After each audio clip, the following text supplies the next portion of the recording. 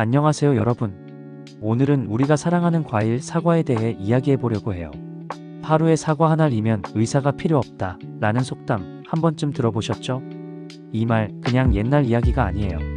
의사들과 과학자들이 사과를 매일 먹는 사람들의 건강을 연구한 결과 정말 놀라운 사실들이 밝혀졌답니다. 오늘은 사과가 왜 건강에 좋은지, 매일 사과를 먹는 사람들이 어떤 특징을 보이는지, 그리고 언제 먹어야 좋고 어떤 점을 조심해야 하는지까지 과학적 근거를 바탕으로 자세히 알려드릴게요. 자, 준비되셨나요? 그럼 시작해볼까요? 사과 한 알 겉보기엔 평범해 보이죠? 하지만 이 작은 과일 안에는 건강을 지키는 영양소 보물창고가 숨어 있어요. 사과 한 알, 그러니까 약 180g 기준으로 어떤 성분이 들어있는지 볼까요? 칼로리, 약 95칼로리로 다이어트에 딱 좋죠.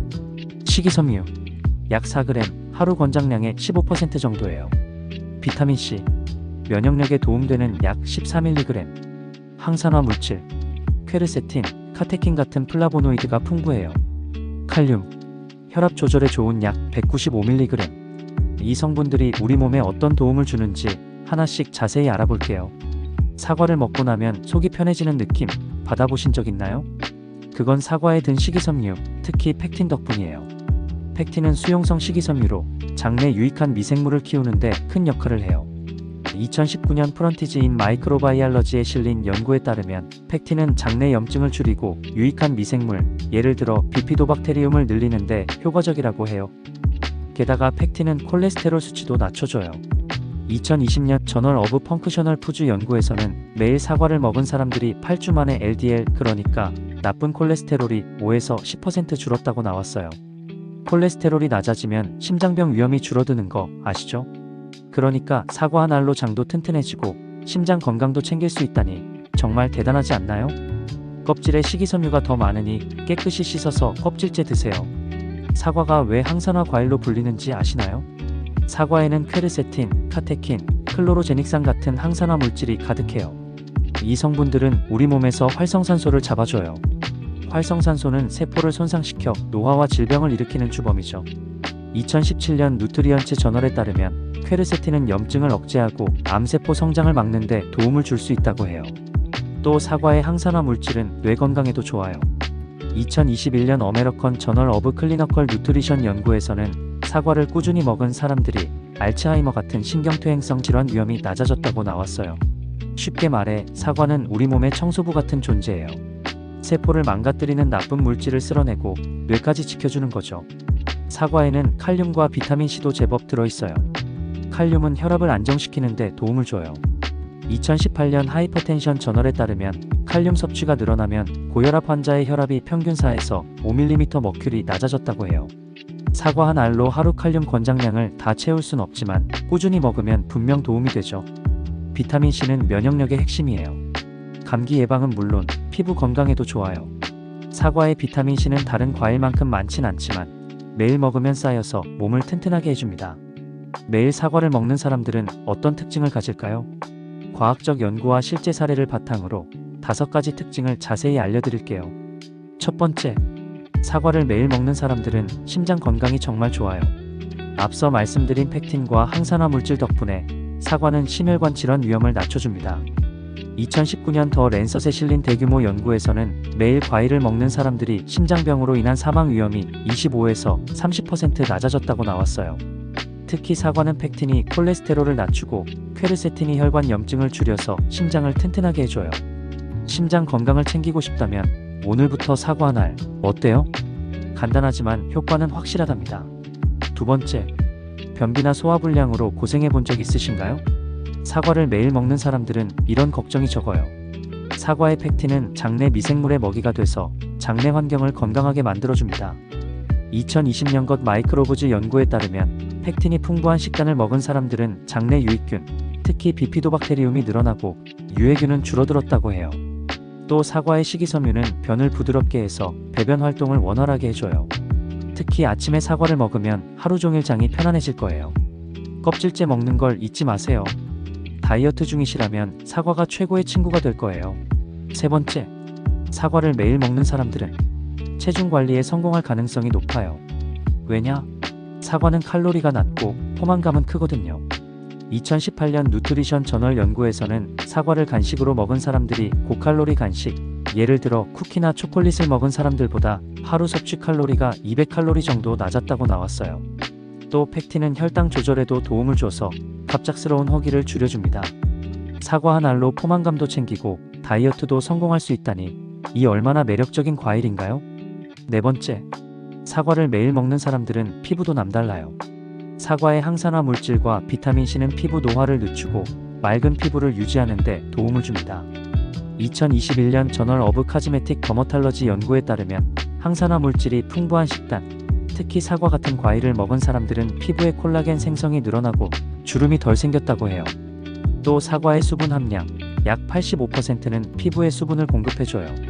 사과를 얇게 썰어서 얼굴에 올리면 천연팩으로도 쓸 수 있어요. 퀘르세틴이 피부 염증을 줄여주거든요. 마지막 특징은 정신 건강과 뇌 건강이에요. 현대인들은 스트레스가 많죠. 사과를 매일 먹으면 스트레스 관리에 도움이 될 수 있어요. 사과의 퀘르세틴은 신경 보호 효과가 있어요. 퀘르세틴이 뇌세포를 손상으로부터 보호하고 기억력과 집중력을 높이는 데 도움을 줄 수 있다고 나왔어요. 또 사과의 자연스러운 단맛은 세로토닌 분비를 촉진해서 기분을 좋게 만들어줍니다. 사과가 이렇게 좋다니 당장 먹고 싶어지죠? 하지만 사과를 먹는 타이밍도 중요해요. 언제 먹으면 좋고 언제는 피하는 게 좋을지 과학적 근거와 함께 알려드릴게요. 사과를 먹는 최적의 시간은 개인의 소화 상태에 따라 다르지만 몇 가지 추천 타이밍이 있어요. 첫 번째, 아침에 사과를 먹으면 장 운동을 활성화하고 하루를 시작하는 에너지를 공급해줘요. 팩틴이 위를 보호해주는 역할도 해서 공복에 먹어도 괜찮은 경우가 많아요. 하지만 위가 예민한 분들은 공복에 먹으면 약간의 불편함을 느낄 수 있으니 가벼운 아침 식사 후에 드시는 걸 추천해요. 두 번째, 식사 후 1시간쯤 사과를 먹으면 소화를 돕고 블로팅을 줄이는 데 좋아요.